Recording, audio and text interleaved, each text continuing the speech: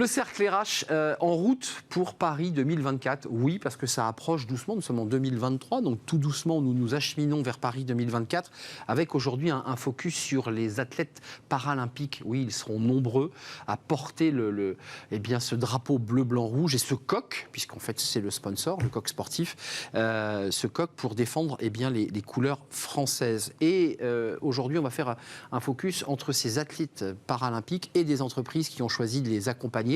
J'allais dire de les financer, de les soutenir et de créer des vrais projets d'entreprise.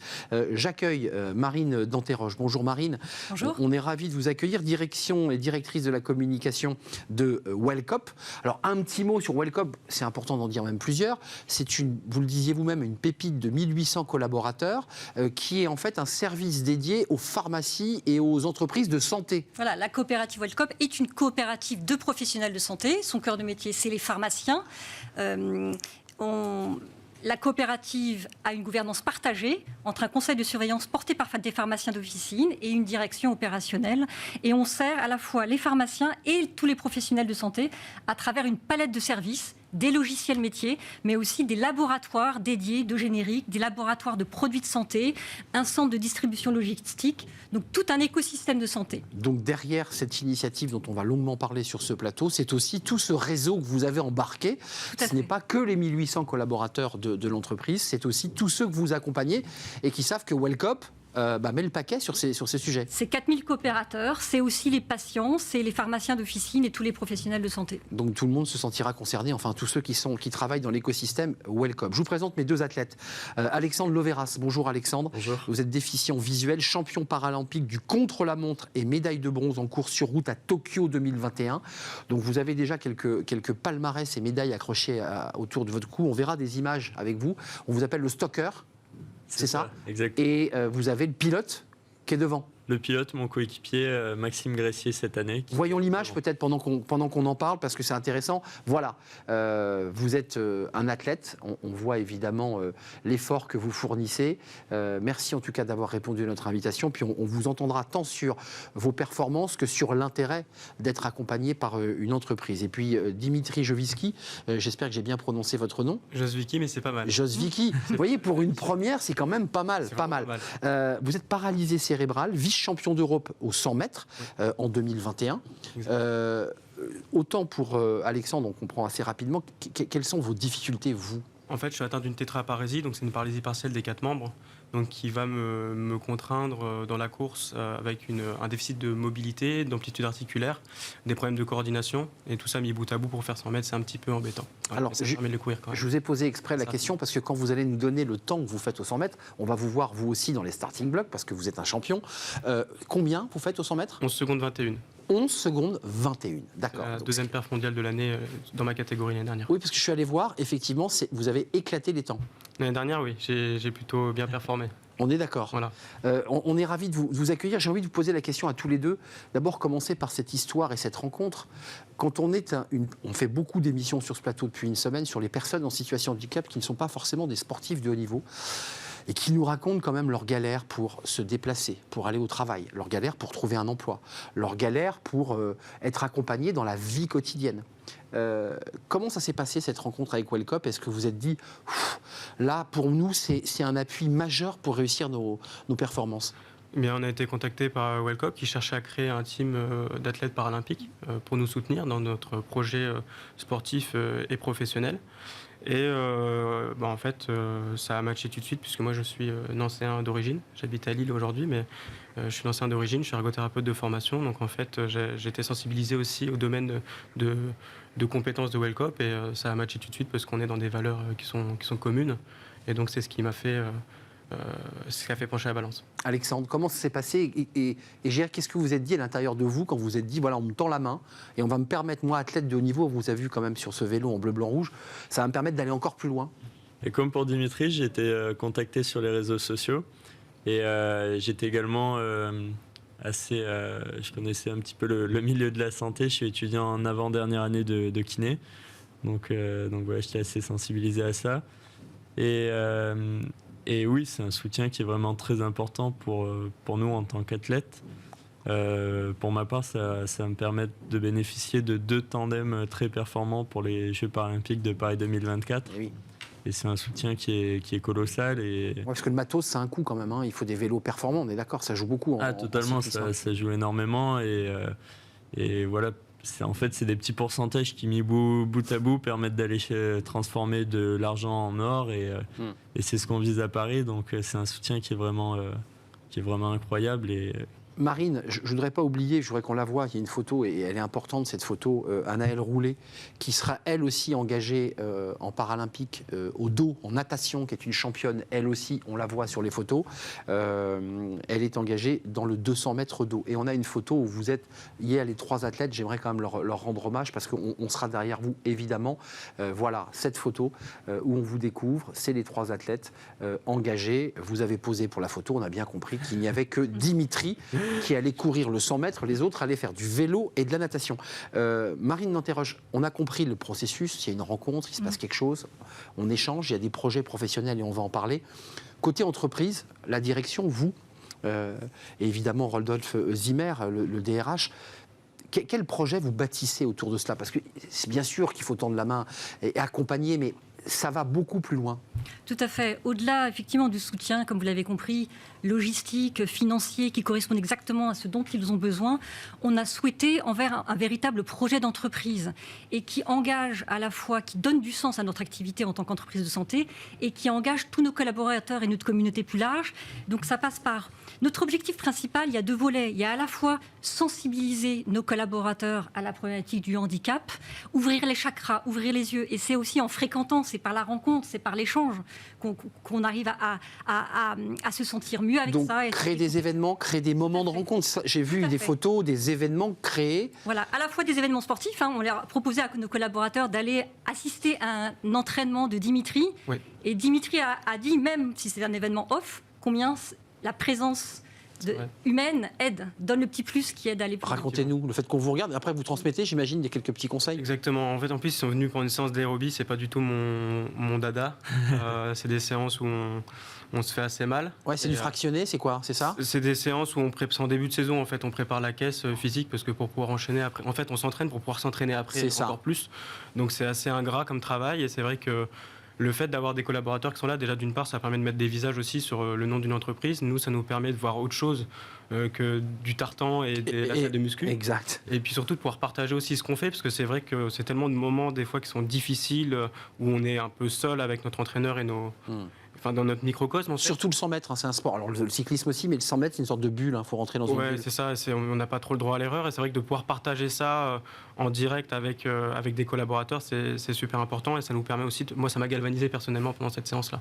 Et puis, en fait, vous savez inconsciemment qu'en 2024, il y aura les collaborateurs. Ils seront là. Enfin, même physiquement, ils seront là. C'est ça. En fait, on peut pas se mentir à nous-mêmes dans notre objectif de gagner une médaille. Mais en plus, on peut même pas... Vous pouvez pas lâcher. On peut pas lâcher parce qu'on sait que derrière, on n'est plus tout seul. Et ça, c'est vraiment hyper important. Dimitri, combien d'heures de travail par jour qui comprend la musculation, le sommeil, l'alimentation, enfin tous les sujets qui sont autour du sport? Pour ma part, en tout cas, je n'ai pas le sport le plus chronophage, mais ça me prend quand même plus d'une 30aine d'heures par semaine. Et puis à côté, il y a le boulot. Et vous travaillez à côté? Voilà, c'est ça. Je suis ergothérapeute à l'Association des paralysés de France depuis peu. D'accord, donc vous réussissez avec l'accompagnement de Wellcop et les espaces, le temps accompagné, j'imagine, pour pouvoir libérer du temps. Exactement, j'ai une convention d'insertion professionnelle en fait avec l'Association des paralysés de France qui me permet de travailler 2 jours par semaine et d'être libéré le reste du temps pour pouvoir m'entraîner et partir en stage. Vous vous connaissiez pas, j'imagine, avant d'être contacté sur Internet? Avec Alexandre, on se connaissait, on a des contacts en commun. D'accord.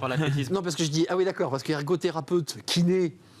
Il y a peut-être des choses vous racontez des choses aussi. C'est ça, exactement. Non, oui, il y a du sens. Il y a du sens. Effectivement. Combien d'heures par semaine ou par jour? Parce que le vélo, c'est pareil, c'est un sport d'une exigence incroyable. Ouais, c'est un sport très dur. Il faut s'entraîner par toutes les conditions. Voilà, comme l'hiver, quand il fait froid, qu'il y a du vent et qu'il pleut. On met le kawaii, on roule. C'est ça, exactement. Vous serez en piste, je ne l'ai pas dit, en piste et en route, hein, on est d'accord, hein? Oui, c'est ça. Piste et route. Piste. Et donc voilà, contre-la-montre et course en ligne sur la route. Et en piste, c'est la poursuite 4 km. Et pour ce qui est de l'entraînement, revenir à l'entraînement, c'est environ 6 entraînements par semaine, 6 entraînements de vélo. Et ensuite, il y a 2 entraînements de préparation physique. Et donc, pour un total de... Là, on a fait une semaine en décembre, par exemple, en Espagne, de 30 heures. D'altitude pour... non, à plat Non, là, c'était un stage au bord de la mer, au soleil. Au soleil, d'accord. Donc, parfois, on vous emmène très haut pour faire des globules. Exactement, ouais. Mais c'est un peu plus tard dans la saison. Là, c'était juste pour profiter des bonnes conditions et accumuler des kilomètres avec le sourire. Quand vous savez, Alexandre, que Wellcop, avec des personnes qui vous suivent, qui vous accompagnent, qui vous envoient des mails, qui vous parlent, qui vous encouragent, est-ce que c'est un supplément d'âme qui vous donne encore plus de force? Ah, mais c'est un boost fantastique. Ils sont aussi venus pour me suivre sur un entraînement à Roubaix à la piste quand on préparait les célèbre piste de Roubaix. Ouais. Et donc c'était super, voilà, de pouvoir partager ma passion et d'expliquer un petit peu la piste aussi, parce que c'est très spécifique, c'est une niche, et encore plus en tandem. Donc voilà, c'était un immense plaisir de partager ça. Et comme dit Dimitri, moi aussi ça m'a boosté. Moi aussi, c'était la plus grosse séance du stage, et ça m'a bien, ça bien donne, aidé ça donne de la d'avoir force. ce soutien. Ah ouais, carrément. L'entreprise, alors là évidemment c'est un processus évolutif jusqu'à 2024. Quels sont les ressentis? Parce que vous vous occupez de la communication, donc vous êtes aussi là pour promouvoir cette action et cette initiative, mais vous avez la température de l'entreprise. Qu'est-ce qui s'y passe dans l'entreprise depuis que ces 2 athlètes, et ces 3, parce que je ne voudrais pas oublier Anaël, ces 3 athlètes sont parmi vous? Parce que j'ai envie de dire, ils sont parmi vous. Oui, tout à fait. On essaye de créer cette communauté, et c'est ce qui partage est très beau, et on sent cet engouement, cette curiosité, cet intérêt, cette volonté de dire comment moi je peux aider. Et donc pour revenir, il y a effectivement la mobilisation des collaborateurs. Il y a aussi l'idée, l'objectif, c'est que chaque collaborateur, 100% des collaborateurs puissent se dire moi aussi je peux travailler et accueillir un travailleur handicapé dans ma situation professionnelle. Donc ça, c'est un objectif très important. Ouais, parce que je m'autorise. Il y a souvent des freins. Tout à fait. Dans un service, dans un bureau, et là, on sort des JO, on se dit, mon bureau n'est pas adapté, vous voyez bien qu'une personne handicapée ne pourra pas venir, le poste n'est pas fait pour elle. Enfin, tous ces sujets qui sont sur la table. Vous vous dites, on fait tomber les murs, et les collaborateurs disent, mais si, c'est jouable, enfin, il n'y a pas de problème. Voilà, ça va se faire petit à petit. On co-construit même avec les athlètes, on co-construit le programme, on construit avec nos acteurs. Vraiment, le projet d'entreprise, c'est cette politique d'inclusion du handicap dans le monde professionnel, et c'est très important pour nous, c'est vraiment notre objectif principal. Ça prendra du temps, ça se construit avec les collaborateurs, mais ces freins, ils se lèvent, je pense, en fréquentant, en discutant, en échangeant, en partageant d'expériences et en partant de cette belle rencontre initiale. Et vous, c'est aussi Alexandre, c'est aussi une vitrine justement pour les personnes en situation de handicap, montrer que c'est pas une fatalité, que c'est pas parce qu'on est en situation de handicap qu'on peut pas faire de sport, qu'on peut pas travailler et qu'on peut pas faire des études. Donc voilà, ça permet c'est une belle vitrine sur le handicap pour tous les collaborateurs. Ouais, j'ajouterais que ça permet, à travers nos profils, de ne plus voir le handicap par la déficience de la personne, mais aussi par les capacités qu'il a. Mais oui, par la construction, la réussite. Exactement. Mais quand on vous voit sur ce plateau, vous allez me dire, j'ai presque l'impression de parler comme quand j'étais à Stade 2 il y a une vingtaine d'années, à des sportifs valides qui sont dans leur programme d'entraînement, qui ont mal aux jambes, qui se font mal. Non mais j'ai cette impression-là. Oui, parce qu'en fait, aujourd'hui, pour gagner une médaille aux Jeux paralympiques, il faut s'entraîner comme un athlète valide et qu'il faut avoir le même professionnalisme, aussi bien dans la façon dont on s'entoure que dans ce qu'on mange, que dans notre hygiène de vie au quotidien. Donc il n'y a pas de secret en fait. C'est un mode de vie. Exactement, c'est un mode de vie, il y aura une vie après les JO, il y aura 2024 et il y en aura d'autres. Vous êtes encore jeune, vous allez pouvoir poursuivre votre carrière. Qu'est-ce que vous attendez de la vie et de la poursuite de l'action Wellcop? Vous dites, nous on continue avec eux. Comment vous voyez les choses? Parce qu'il y a cet objectif auquel vous pensez en vous levant tous les jours. Forcément. Sur le vélo, sur la piste, dans la piscine, c'est 2024. C'est avoir la médaille à Paris, évidemment. Et on se projette après, ou vous êtes Alexandre, Dimitri? J'aime bien cette question parce que c'est vrai que tout le monde est très focus sur 2024, mais nous aussi. Et il ne faut pas oublier que 2024, il y aura des heureux, il y aura des déçus, mais après, il faudra continuer. Et, pour ma part, je pense continuer jusqu'à 2028, voire 2032 après, qui sait, on verra. Dimitri, pareil? J'ai le même projet, effectivement. Pour moi, Paris, en tant que sprinter, ça sera à l'âge d'or. J'aurai 28 ans. Donc c'est vraiment l'âge. C'est le bon âge. C'est le début de l'âge de maturité d'un sprinter, donc ça me permet de continuer à en croire à mes chances de médaille, voire même à Los Angeles. Et après, pour l'Australie, on verra bien. Mais je me focus d'abord sur Paris 2024, je prends les choses les unes après les autres. Alexandre, Dimitri, le sport de haut niveau a changé votre vie malgré tout. Oui, bien sûr, Totalement. bien sûr. Ouais, pour rien au monde, aujourd'hui, j'échange ma situation avec quelqu'un d'autre. Et mon handicap, aujourd'hui, je dirais que c'est ma force, c'est ce qui me permet de vivre tout ça. Et sans mon handicap, je ne fais pas les Jeux paralympiques, je ne collabore pas avec de grandes entreprises, je rencontre beaucoup moins de monde. Et ma vie, finalement, est beaucoup moins épanouie. Alexandre, De mon côté, pareil. j'y passais C'est incroyable ce que vous dites, hein, c'est très beau ce que vous dites. Totalement, j'y pensais encore il y a quelques jours. Quand j'étais petit, je rêvais d'être champion paralympique. Mais, Tout petit, vous l'aviez en tête. Tout petit, disons vers l'âge de 8 ans, ouais, quand c'est j'ai ça. commencé à faire du sport, à m'entraîner. En athlète, hein, si En j'ai bien compris. athlétisme, au Ouais. départ, c'est ça. Et j'avais ce rêve d'être champion paralympique. Mais j'ai jamais rêvé ni espéré vivre de ma passion. C'était même pas dans mes plans. Et aujourd'hui, grâce à la coopérative World Cup, grâce à tous mes partenaires, je peux vivre de ma passion tout en continuant mes études. Oui, parce que vous serez kiné un jour. Hein. C'est ça, exactement. Non, mais c'est important. Là, vous êtes encore en formation de kiné. Oui. Ouais. Vous avez le temps de travailler un peu de masser un peu, ou vous faites que du vélo, parce que c'est pas simple. Non. Même pour une personne valide, de jouer les deux carrières. On le voit dans le fleuret, on voit dans les métiers, les sports peu rémunérateurs, où on a un métier et on s'entraîne. C'est très compliqué quand même de faire les deux. Alors, pour faire le métier, c'est encore plus dur. Mais pour les études, honnêtement, c'est jouable. C'est un juste équilibre. En fait, j'ai pas envie de faire que du sport. J'ai vraiment envie d'avoir cet équilibre entre le sport et les études. Et c'est une passion aussi, mon métier. Donc, Oui, c'est ça. quand j'y vais, je suis content d'y aller, d'apprendre. Et ça me permet de penser à autre chose qu'au vélo. Vous ressemblez à deux êtres très épanouis quand vous êtes sur ce plateau, très ancrés, très structurés dans vos programmes d'entraînement. Vous, Marine, qu'est-ce que ça a changé aussi pour vous, la directrice de la com? Parce que l'air de rien, ça chamboule, ça modifie, ça change le regard. Quand vous êtes avec eux, ils sont dans l'entreprise, ils sont avec vous, Qu'est-ce que ça a changé? Oui, ils sont venus rencontrer notre personnel sur notre centre de distribution logistique. Oui, j'ai vu des photos. Qui ne pouvaient pas se déplacer. C'est une rencontre, vous voyez, c'est des personnes, des jeunes formidables, engagés, humbles, optimistes, qui correspondent à nos valeurs. Exactement. Moi, ça me touche parce qu'en fait, on a bâti ce projet à partir d'une rencontre humaine et ça va se poursuivre comme ça. C'est pas calculé, c'est-à-dire que ça se poursuit sur le long cours. S'ils ont besoin de nous après les JO, on sera là.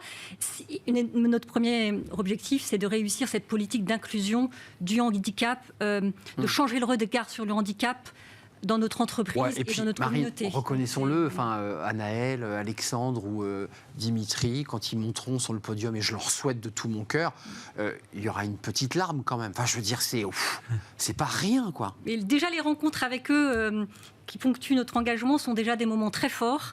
Et effectivement, ce sera formidable, effectivement, s'ils montent sur le podium, mais j'espère vous avoir montré que c'était pas que ça. Non, c'était pas que la médaille. En fait. C'était pas que la médaille. C'est une aventure humaine que vous avez bâtie.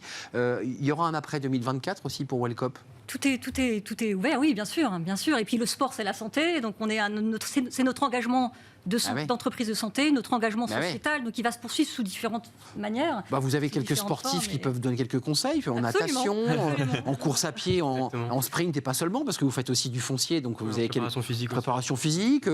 Pareil, vélo, il y a... C'est ça, vélo, en entraînement, tous les entraînements, un petit peu d'endurance. C'est pas mal. Ils partagent leurs conseils et ça peut marcher pour n'importe qui. Je vous dis un gros merde, parce que on peut pas, ça porte malheur de dire bonne chance. C'est quoi votre adversaire direct pour vous? C'est un Britannique et un Américain. Un Britannique et un Américain. Et un Chinois aussi. Et un Chinois. Le quatrième, donc en fait c'est les trois devant. Trois devant. Et la route est longue pour les rattraper par rapport au temps de... Non, la route est pas longue, c'est 2 dixièmes. J'en ai un gagné par an. Un dixième par an. Un dixième par an, ça va. C'est ce que je fais depuis maintenant 2 ans, donc ça devrait le faire. Objectif, Alexandre, parce que en cyclisme, j'ai vu en handisport, c'est un peu pareil qu'en cyclisme classique. C'est quoi vos adversaires en piste? C'est ça exactement. Britannique, allemand Britannique et surtout un néerlandais qui m'embête un petit peu sur toutes les disciplines. Donc là, on travaille très dur tous les jours pour aller chercher l'or. En route Paris 2024, on vous regardera, on vous suivra et vous serez là. Welcome, bravo pour ce que vous faites. Merci d'être venu. Merci de nous avoir accueillis, c'est très un vrai plaisir. Dimitri Josvicki, Exactement. Et oui, je l'ai bien dit à la sortie. Bravo. Merci Alexandre Loveras d'être venu sur notre plateau, ergothérapeute, futur kiné. Et merci évidemment à vous, Marine Danteroche, directrice de la communication de Wellcop. Je remercie tous les collaborateurs et puis Rodolphe Zimmer, le RH, et toutes les équipes du COMEX. Merci. On termine notre émission avec Fenêtre sur l'emploi. Vous connaissez notre rendez-vous et on accueille tout de suite notre invité.